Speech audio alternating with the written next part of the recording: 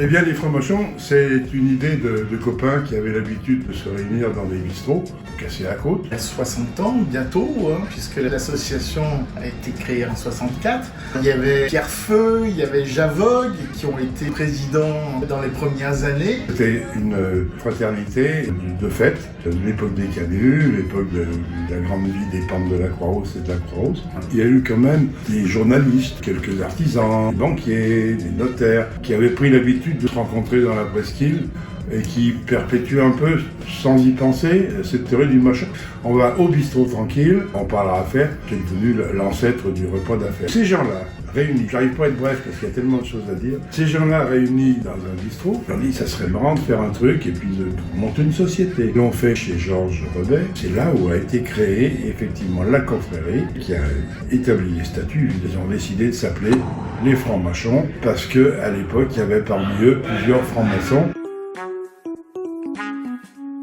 C'est une belle association de compétences en amitié et puis avec quelques goûts particuliers pour la cuisine lyonnaise. Il faut aimer se lever tôt le matin, il faut aimer retrouver les copains, il faut aimer manger de bonnes choses, simples mais bonnes, boire des petits canons, avec modération bien entendu, et puis après, la journée commence bien, on va dire. L'appétit est large ce soir.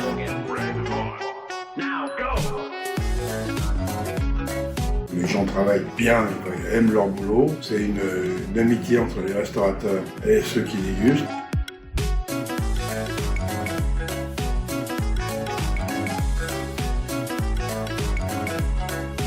Le logo des francs-machons, qui a été dessiné par Roger Sable, représente l'horloge avec 9h du matin, puisque le machon est à 9h, les paquets de poêles, les saucisses ou andouillettes, le verre de rouge bien sûr, et de quoi manger. Alors la tassée, c'est un outil indispensable pour les vignerons et pour ceux qui aiment tester le vin. Avec ça, on mire le vin, on le hume et on le goûte. Chaque année, nous visitons 6 nouveaux restaurants. Des nouveaux restaurateurs ou des restaurants que nous avons déjà diplômés mais qui ont changé de propriétaire, ce qui est exactement le cas aujourd'hui au Petit Bouchon chez Jean. Et à l'issue du machon, nous passons à un vote. Il y a 10 points attribués au vin blanc, 10 points attribués au vin rouge et 20 points attribués au machon.